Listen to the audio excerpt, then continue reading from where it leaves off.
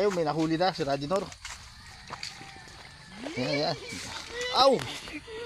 Sarap. Ayan oh. Ayan mga kakamots oh. Ayan oh, sarap.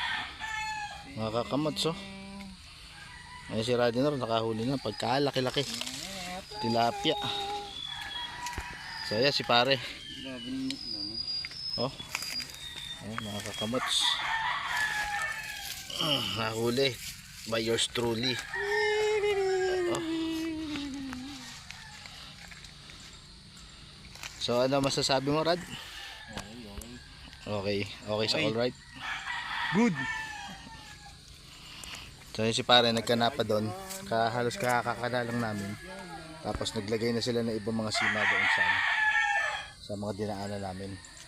Ang bigat